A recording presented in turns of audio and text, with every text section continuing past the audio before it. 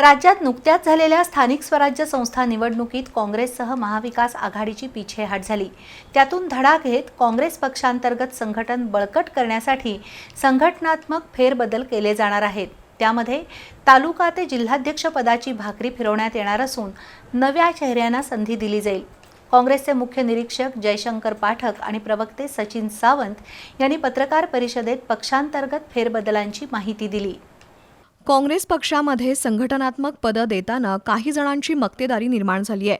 वास्तविक कार्यकर्त्यांच्या जीवावरच नेते मोठे होतात, पण कार्यकर्ता हा शेवटपर्यंत कार्यकर्ताच राहतो। राज्यात नुकत्याच झालेल्या स्थानिक स्वराज्य संस्थांच्या निवडणुकीत काँग्रेससह महाविकास आघाडीची चांगलीच पिछेहाट झाली। त्यानंतर आता काँग्रेसनं संघटनात्मक फेरबदल करण्याचं ठरवलंय। त्यासाठी काँग्रेस पक्षाच्या वतीनं संघटन सृजन अभियान सुरू झालंय। यासंबंधीची माहिती आज काँग्रेसचे मुख्य निरीक्षक जयशंकर पाठक आणि प्रवक्ते सचिन सावंत यांनी पत्रकार परिषदेत दिली। काँग्रेस पक्ष मजबूत झाला तरच देश मजबूत राहील असं सांगून येत्या आठवडाभरात तालुकाध्यक्ष ते जिल्हाध्यक्ष पदामध्ये फेरबदल होतील असं प्रवक्ते सचिन सावंत यांनी सांगितलं।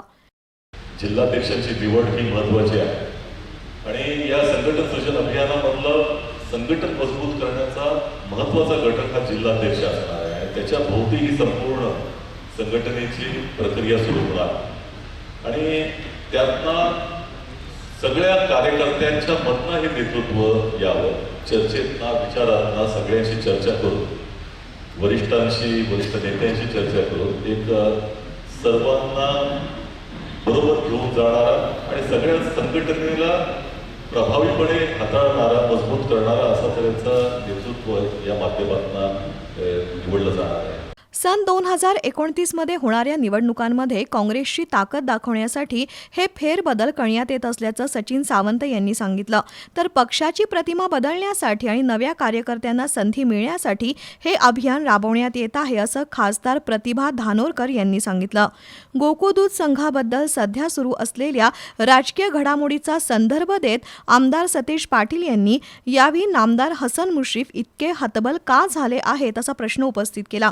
तसंच 15 एप्रिलला आजरा इथं शक्तीपीठ महामार्ग विरोधी मेळावा घेणार असल्याचंही त्यांनी सांगितलं।